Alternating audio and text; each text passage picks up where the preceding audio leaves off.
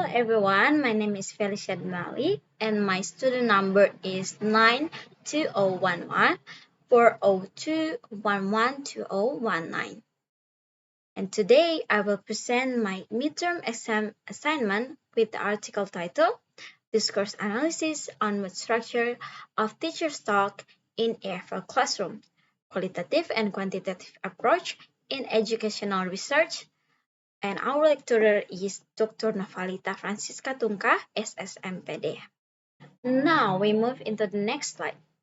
This study is aimed to analyze the talk of male and female teachers in EFL classes.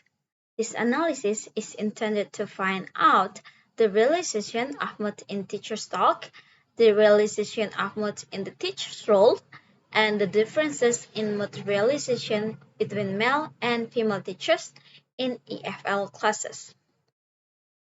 So why is this research necessary and how will it contribute to existing knowledge or practice? Discourse analysis on the mood structure of teacher's talk in EFL classroom is necessary for uncovering the nuanced aspect of communication that influence learning environments. By contributing insights into classroom dynamics, teacher-student relationships, and communication effectiveness, this research can inform both teaching practice and educational policies, ultimately enhancing the quality of English language education. Theoretical framework. This analysis was focused on mood structures of male and female teachers in the classroom, especially in SMP Muhammadiyah 50X Sukaramai based on Halliday's theory. So this is the chart of conceptual framework from Halliday. Halliday tell mood structure consists of mood, subject and finite, and residue, predicator, complement, and adjunct. Meanwhile, mood types has three kinds. They are integrative, imperative, and declarative. Research hypothesis. Based on the description of the background of the study stated above, the problems of the study are formulated as following. The students are still having limited English vocabulary, and the students are more interested to learn English with male teachers than female teachers. So what theoretical framework guide this study, and how does it inform the research hypothesis?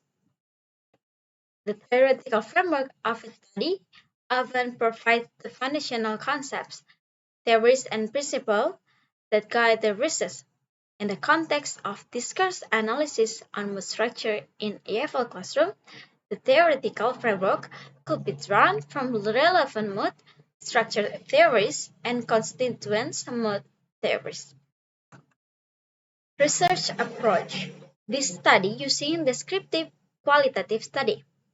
A descriptive qualitative study using discourse analysis in the context of the mood structure of male and female teachers' talk would involve a detailed exploration of language use, aiming to uncover patterns, meanings, and contextual influence within the classroom setting. How is the research approach aligned with the research problem, and what methodological strategies are employed? The alignment between the qualitative discourse analysis approach and the research problem of exploring the mood structure of teachers' talk in EFL classroom is evident in the chosen methodological strategies by employing a combination of observational, interview, and analytical techniques. Researcher can gain a comprehensive understanding of how mood is expressed through language in the specific context of EFL education. So in this research, descriptive qualitative method was designed by applying descriptive phenomenon design. This method was used in order to discover, identify, analyze, and describe about mood structure, and analysis consists of mood, subject and finite, and residue, predicator, complement, and adjunct. Meanwhile, mood types has three kinds. They are interrogative, imperative, and declarative. Phenomenon. The sign allows the researcher to analyze the statement, question, comment, and other by male and female teachers' interaction in the classroom. What research design is utilized and how does it support achievement of research objective? The research design in this study is likely to be qualitative course analysis that involves collecting and analyzing natural language data from EFL classrooms. The design supports the achievement of research objective by allowing for an in-depth exploration of the structure in teacher's talk, contextualizing language use within the DAFL classroom. So this study is using qualitative method and the instrument was gathered through observation, records, and field notes. What methods and instruments are used for data collection and how are they validated? By using this validation strategy, this researcher increase the reliability and credibility of qualitative methods when working with observational data, recordings, and field notes. The goal is to ensure that the information collected accurately reflects the phenomenon under study and can be trusted by others in the research community.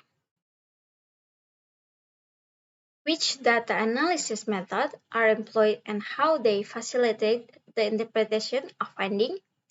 By employing these data analysis methods, researchers can systematically examine the language used in EFL classrooms, identify patterns related to structure, and interpret the findings in a way that considers both linguistic nuances and the broader contextual factors influencing teacher's talk in EFL setting.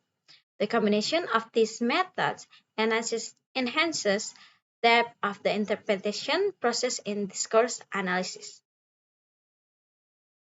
So, the data analysis of this research was analyzed by Miles Haberman 1992. There are three steps in analyzing the data, namely data collection, data reduction, data display, and drawing conclusion verifying. The first one is data collection, refers to the process of collecting all the data. In this research, the researcher collecting the data. Firstly, the data was analyzed by making a field note, and the researcher focused on the main problem of the research. The second is data reduction. Data reduction refers to the process selecting, focusing, simplifying, abstracting, and transforming the raw data that appear in written up with notes. Selecting, the research select language use, ideology, and power utterance, which contains the discourse analysis on mood structure of teacher's talk in classroom. Focusing, researchers pay attention to the appropriate data. In the study, researchers only focusing on speech function in teacher interaction in the classroom and focusing on discouraging analysis by mood structure, in which there are consonants and mood types. Simplifying help the research her to simplify the data. The data that had been collected was simplified so the researcher was easy to analyze it. Abstracting means summarize the data. In this research, the researcher analyzed interaction teachers and students related to mood structure of teachers' talk in classroom. Transforming all the data analyzed using discourse analysis on mood structure. The third is data display.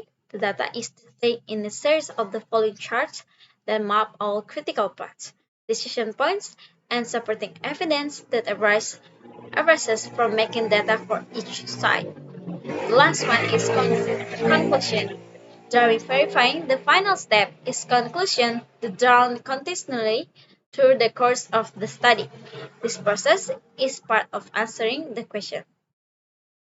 So the findings based on analysis of the data consist of holiday theory in mood structure.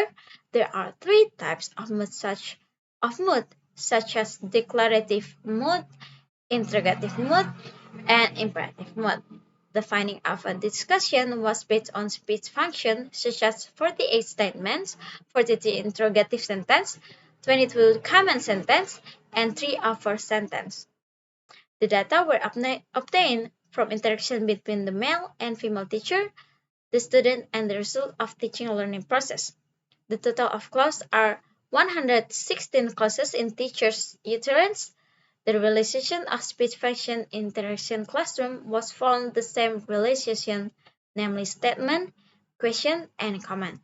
The statement could be realized by declarative question, could be realized and interrogative, meanwhile over and comment could be realized as imperative. So I think that's all from me. Thank you. Bye bye.